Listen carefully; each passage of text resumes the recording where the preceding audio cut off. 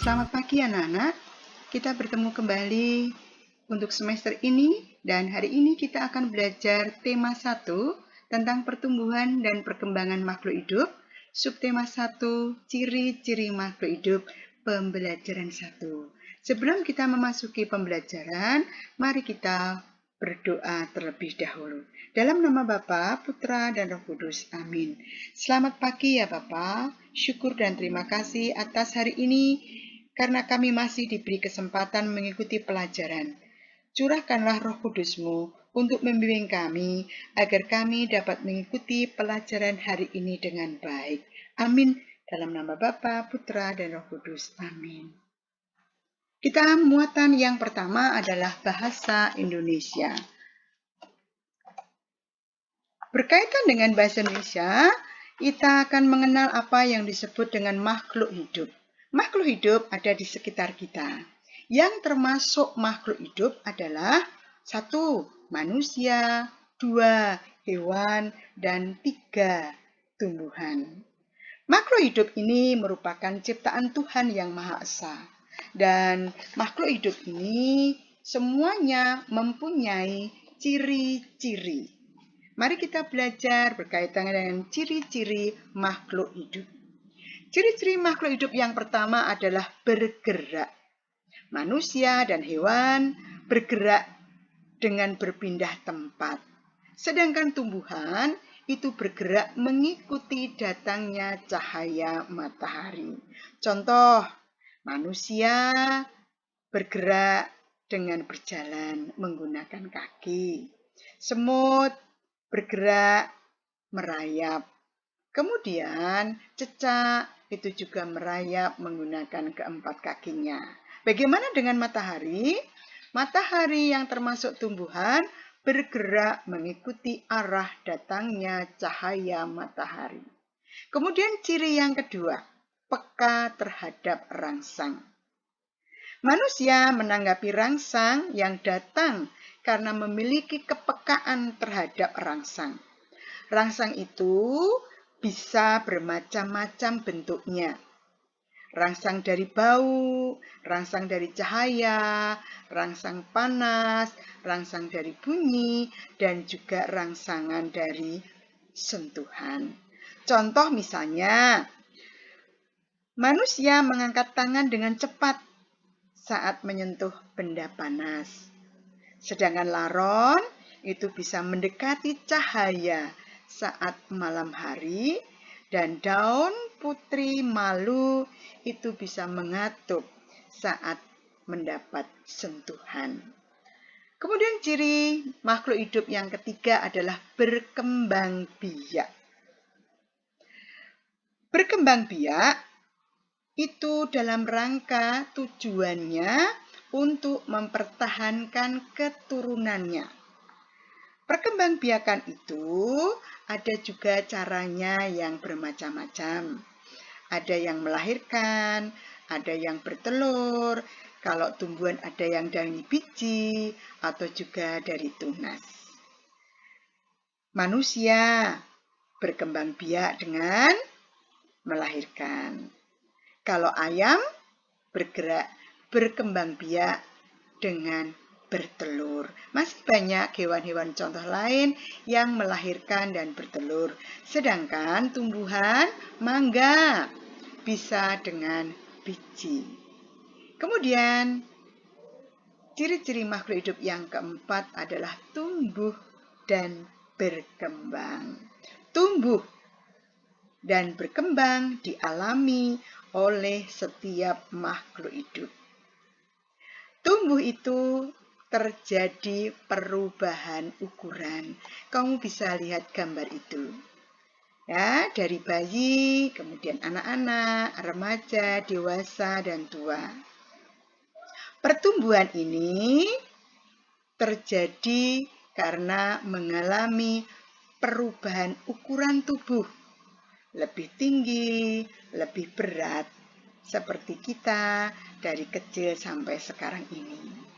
Sedangkan kalau berkembang, itu terjadi penambahan kemampuan. Yang semula adik kecil itu hanya bisa menangis, kemudian berkembang bisa merangkak, berjalan, berlari, menari, dan lain sebagainya. Itulah yang dimaksud tumbuh dan berkembang bagi makhluk hidup. Kemudian yang kelima, makhluk hidup membutuhkan makanan. Makanan ini untuk bertahan hidup dan untuk tumbuh dan berkembang. Dari mana makhluk hidup memperoleh makanan? Dari lingkungan kita.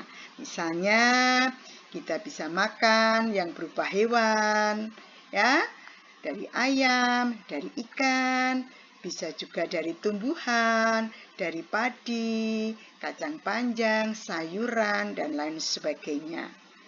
Itu berfungsi untuk mempertahankan hidup dan untuk tumbuh kita membutuhkan makanan. Dan ciri makhluk hidup yang terakhir adalah bernafas. Bernafas itu memperoleh udara atau menghirup udara yang berupa oksigen atau O2 dan menghembuskan atau mengeluarkan karbon dioksida atau CO2. Makhluk hidup bernafas menggunakan alat pernafasan yang berbeda-beda pula. Manusia bernafas dengan paru-paru. Kalau ikan bernafas dengan apa, anak-anak? Iya, dengan insang. Sedangkan kalau tumbuhan bernafas dengan mulut daun dan juga pori-pori kulit batang. Inilah ciri-ciri makhluk hidup. Kita sampai pada muatan SBDB.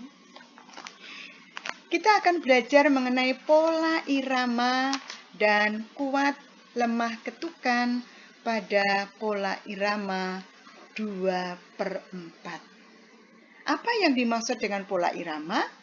Pola irama adalah pola nada-nada yang dinyanyikan.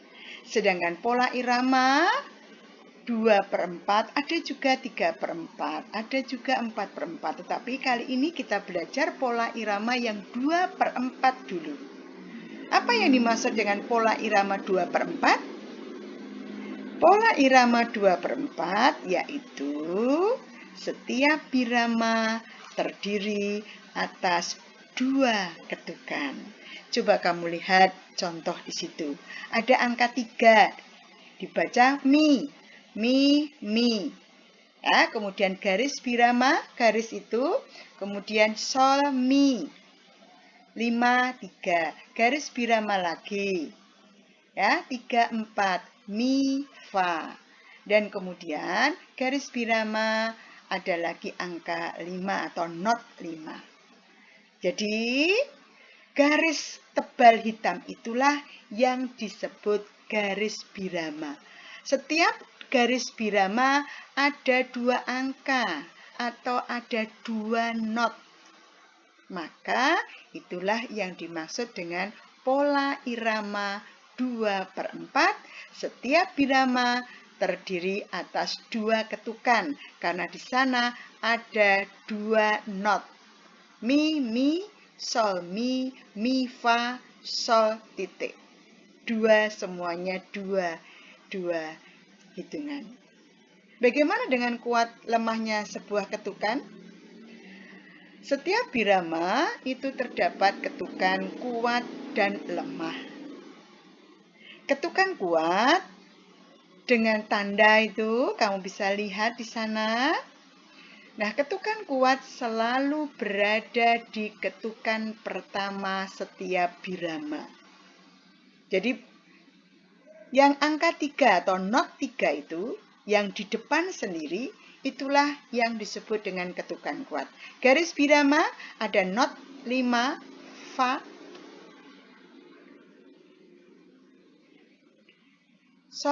sol, itu adalah ketukan juga kuat.